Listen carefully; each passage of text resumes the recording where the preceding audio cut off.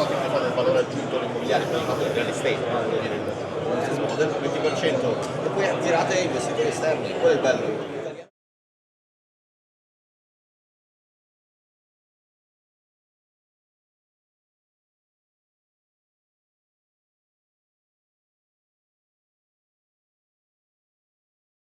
Hello everyone, the Frankencoin community, nice to be on. We're here at ETH Milan, a beautiful venue at the Science Museum, and I'm here with the new Director of Collateral Management of the Frankencoin Association, Paolo Di Stefano. How are you, Yes. sir? Nice to have you on, first of all. It's an honor and a pleasure to meet you for the first time. Enjoying these 2 days now already with you, and excited about our first interview, like the first official introduction of yours to the community. I think it's a huge and an important and powerful addition for the Frankencoin Association and the Frankencoin effort in general of bringing the Swiss franc to more and more people and growing it all around. Tell us a bit about yourself, Paolo. Like, what did you do before? How did you even get to find the role and do it? Yeah, thank you so much for that nice intro. Of course, very happy to be part of the team. So a little bit about myself. So my background is actually in finance. So right after high school, I already identified that finance is what kind of interests me the most. So I decided to start at UBS. So Switzerland, the banking sector is of course very UBS notorious. is a big bank. It's the biggest bank in Switzerland. Wow. Yeah, it's the one that took over Credit Suisse. So now before we used to have two big banks, now it's just the one. Wow. So I did a trainee program right after high school, 18 months where I went through different departments of the bank. And then I had the chance to continue working there part-time during my studies. So I did a bachelor's at University of Zurich in banking and finance. And then I also did a master's in banking and finance at the University of St. Gallen. And during my bachelor thesis, actually, I researched about remittances and kind of learned a bit more about the remittance market. Because in Switzerland, we of course have a very stable and very reliable financial system. But then if you look at remittances and you kind of go out of that safe environment of Switzerland or even the SEPA environment of Europe, you realize payments are extremely inefficient, extremely expensive, and there are also substantial risks associated with them. Because how remittances used to work before crypto is that you, for example, have to go to Western Union counter in your home country. You give them cash, they will convert it, they send it to, let's say, India or Africa or any country you want to send the money to. That will take 2 or 3 days or maybe even a week. They will take 10-15% in fees, and then the person collecting it probably also has to go to a counter, collect it in cash, and then there's probably also some gangs waiting at the counters just because they know, people are going to pick up cash at that counter. So there's so many unnecessary frictions, which then I realized through my bachelor thesis that crypto can solve so easily. You don't have to rely on a counterparty doing this for you. You have self-custody. You don't have any physical money that can be taken away. So through my bachelor thesis, I realized, crypto is actually more about, or actually has a real use case in the world, and it's not just this kind of shady, suspicious, speculative thing that you're confronted about, or when you don't really understand it, it is suspicious. So that was about in 2020. And from there I realized, I want to make the switch, I want to move into crypto. And at the time, the biggest crypto platform in Switzerland was Bitcoin Swiss. So I transitioned from UBS to a role at Bitcoin Swiss, still doing corporate client management. Can you say a few words about Bitcoin Swiss? What is Bitcoin Swiss? What do they in general do for those who don't know, maybe? Yeah, so Bitcoin Swiss is the oldest crypto broker in Switzerland. So they're not just a broker, but also a custodian. They're one of the largest staking providers within the Ethereum network and other networks as well. So it's basically a trusted one-stop shop for crypto. Now I'm basically doing marketing for Bitcoin Swiss. I'm sure that I just want to give some exposition to those who don't really know about it. And what was your role there? So I was basically a relationship manager. I was helping corporate and institutional clients use crypto, because it's basically for the ones that want to use crypto but don't want to do everything themselves in a decentralized manner with hosting their own wallet, or maybe it's more about the security too.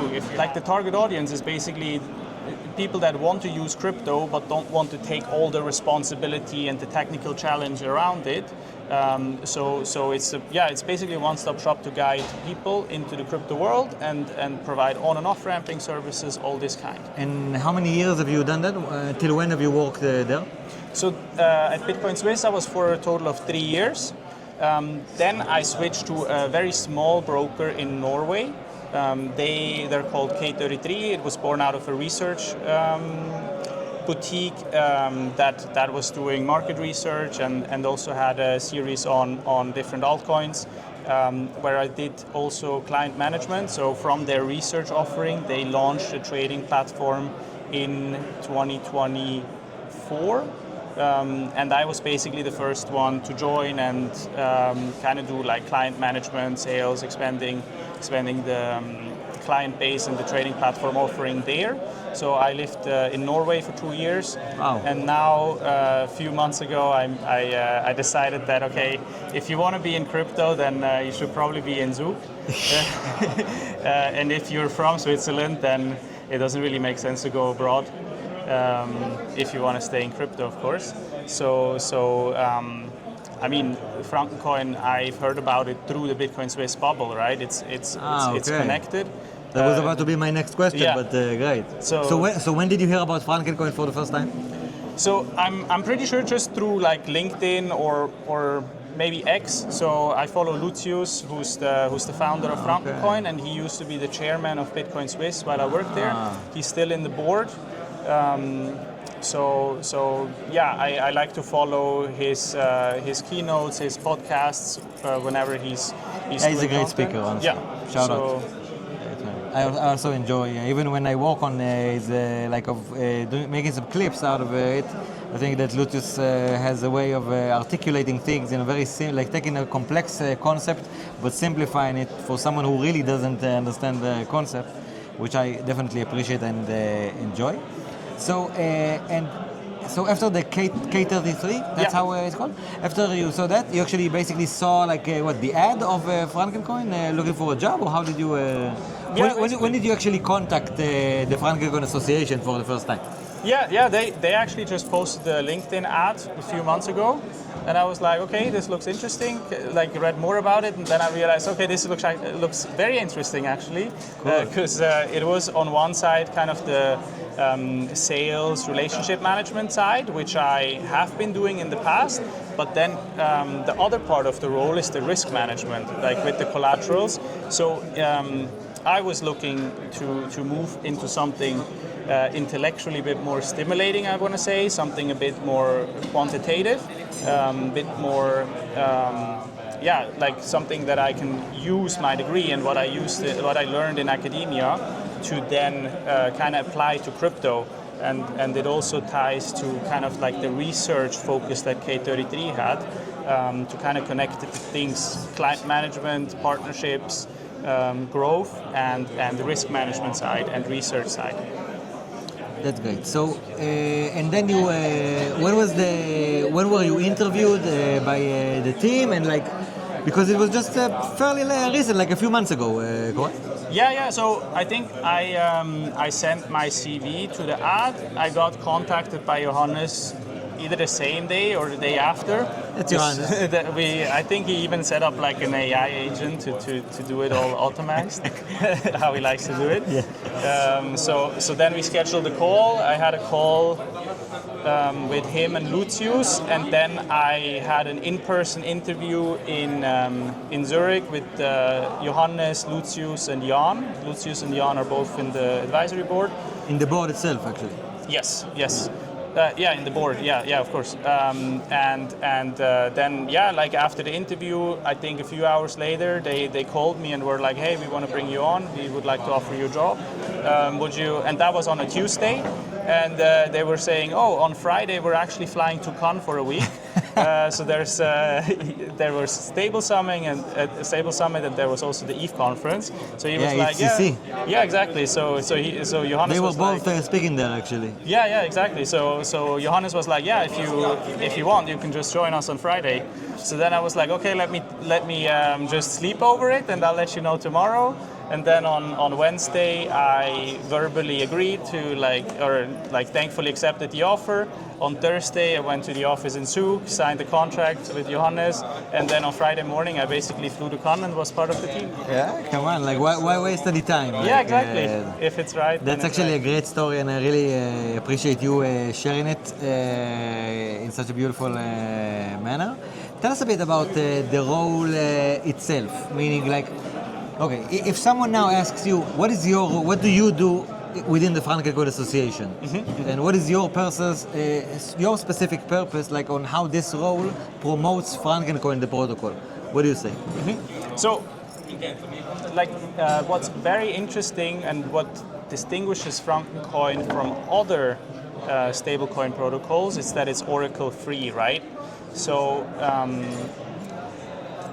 The fact that Frankencoin doesn't need an oracle for a collateral to be accepted into the protocol actually opens a lot of doors, because other borrowing protocols, what they need with a collateral is that that there is an oracle and that it has a certain amount of liquidity on chain. So once the oracle sends the signal, hey, this position is under-collateralized, the liquidation can kick off, right?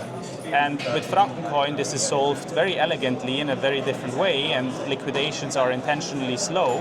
So if you don't require an oracle and you don't require the same amount of instant liquidity, there's actually a lot more collateral assets that can be used.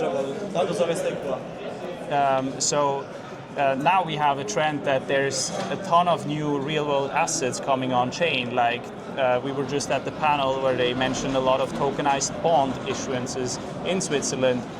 There's Actionariat that does tokenized shares of small and medium-sized companies. So these are great collaterals because they have a fundamental value.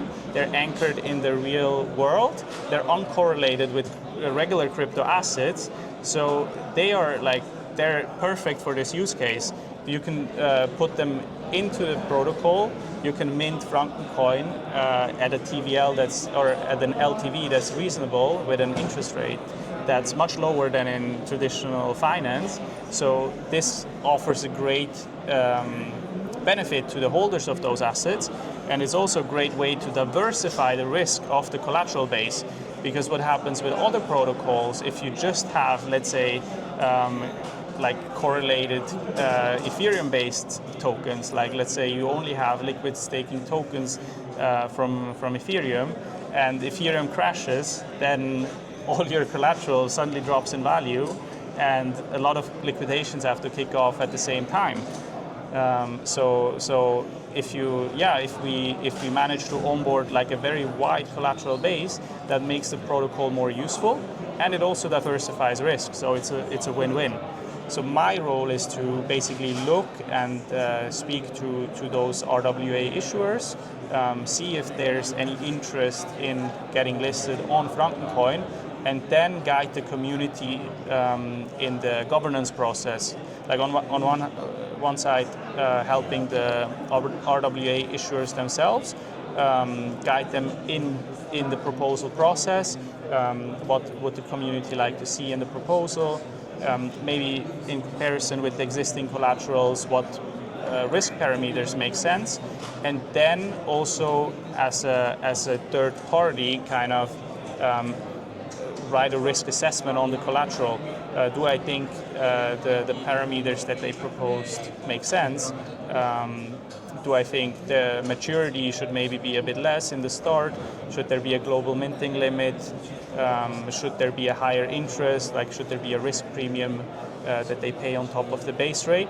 And then kind of like steer the community discussion and come to a conclusion whether we would like to onboard it, whether we need to onboard it with more conservative parameters, all these things. So basically, I'm helping the decentralized governance process as an advisor or as a third party that kind of a guide.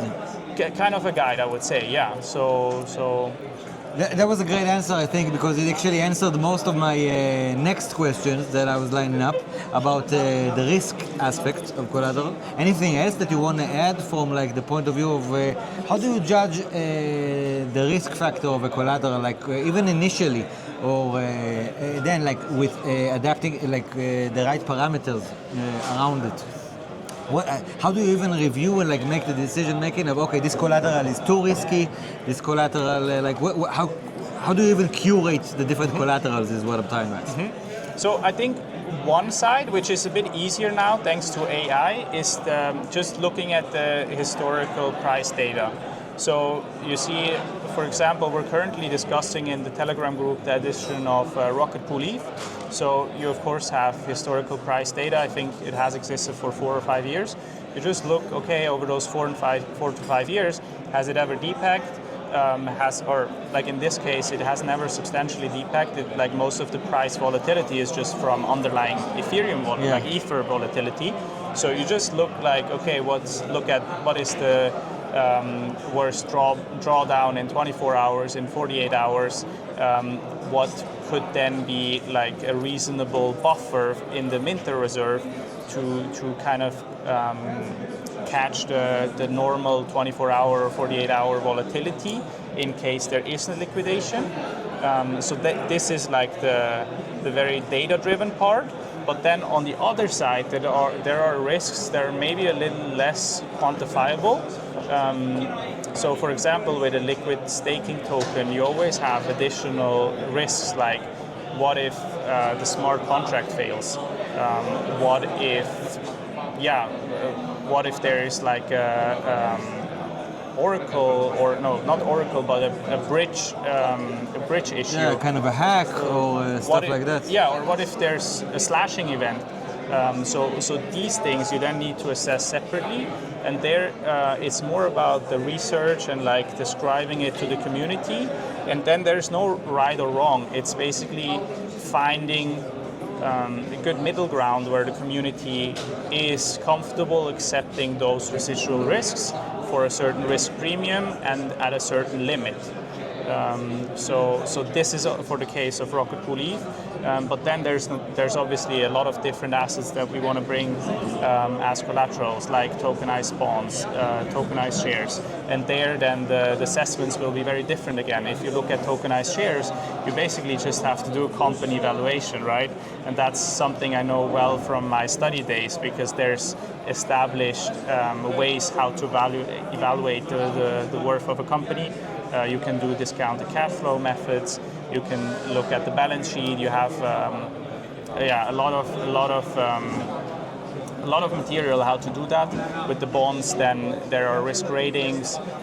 You look at the underlying company. Maybe there's an issuer risk. Maybe if there's a tokenized bond that is held with a centralized custodian, you need to also kind of like see, is the custodian regulated?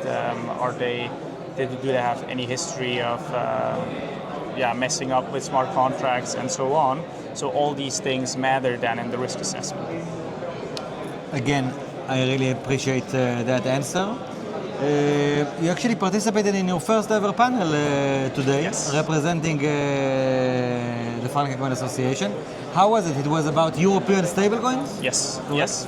What are some of your thoughts that come up? So it was super interesting because, like, when you talk about stablecoins, the first topic that comes up first is always like, oh, okay, USD stablecoins are like 99% of the market. So what are the other stable coins doing to kind of break that huge that huge majority dominance of USDT and USDC. And it was interesting to hear the perspectives, and I especially appreciated the discussion I had with Rupertus from All Unity, because they also they are a centralized issuer of a Swiss franc stablecoin. We're part of the Frankencoin Association, so we're not an issuer, but we were representing Frankencoin, and I think even he himself had to admit, okay, Frankencoin can offer a yield to the holders because the way it works is quite ingenious, and the scaling of a centralized Swiss franc stablecoin will never really work as long as the interest rates are negative. So I think that was very interesting, that even he had to admit that the best use case you have for a Swiss franc All Unity is to actually swap it to Frankencoin. I actually think that it's not even about, like, it serves their purpose. Yeah. You know what I mean? Like, Frankencoin, I think there's huge synergy. Yeah, and I think so too. The two versions really complement each other, because each version allows the other like a specific benefit. Yeah. And together, I actually think that for the whole concept of a Swiss franc stablecoin, this can actually be very useful for both sides. I've actually interviewed him a few hours ago as well for a short interview. And I actually think that their new token is actually a big opportunity for ZCHF's growth. Because basically it will be even simpler, to go from like traditional rails and get a version of a Swiss franc, and then if you want to earn yield on that Swiss franc, you will go to a Frankencoin, because of the way it's structured, that can actually produce and grant yield on top of it. Any other impressions or things of the conference that you want to add up? Any specific like goals that you want to share for the upcoming months? Anything that comes to mind? How's the conference been for you so far? I mean, in general, the conference has been a lot of fun. I mean, it's different from Con, which was my first conference as part of the association. Con was a bit more flashy, I would say, and there were way more like institutionals and bigger companies. And here it feels more like bottom up, like it's more grassroots, it's more DeFi natives. And there's also a lot of positive feedback on Frankencoin, because they kind of identify with the values. I think it's actually even geographically very close to Switzerland. Maybe even that has some kind of an effect. And shout out to the ETH Milan team. I think they've arranged a beautiful event at an amazing venue here at the Da Vinci Museum. By the way, let's add just a few words about the event that we had yesterday for the community. Shout out first of all for Johannes for organizing the whole thing from afar the weeks before, and of course to Darren from EPO and Katya from Bebop for great job co-hosting, and for Darren for finding the place. I think the response was very good from the community. I really think people enjoyed the location, the event itself. I heard several people I've had several people tell me that it was like the first real side event of ETH Milan, and it's quite a compliment. So PMF even on that front for Frankencoin, I'd say. Yeah, I think it was one of the first like very authentic side events, because otherwise you go to a rooftop, you get like one voucher to get like a cocktail that is mostly like ice, and then people are not let in. They like try to manage the queue in some way, and for us it was like a side event that was authentic, where the locals hang out at Navilli. That's where the local nightlife is. It was a very like nice but simple bar. There was some food, good like food, aperitivo food. Around 7 we kicked off. That's also when the Italians like to have aperitivo. So we kind of offered the Italian experience to the community, and not just a generic let's go to a rooftop and have It's like I told earlier yesterday to Johannes when I posted something. When Frankencoin goes to Italy, it serves Italian cheeses. We're in Italy. We need to adapt. Thank you so much, Paolo. Thank you too. Really enjoyed this conversation with you. Looking forward for the rest of the evening and to continue working together and make Frankencoin bigger and stronger as possible for sure. Yeah, same to you. Right on. Thank you Bye, so sir. much. Bye, Bye-bye. everyone. Thank you.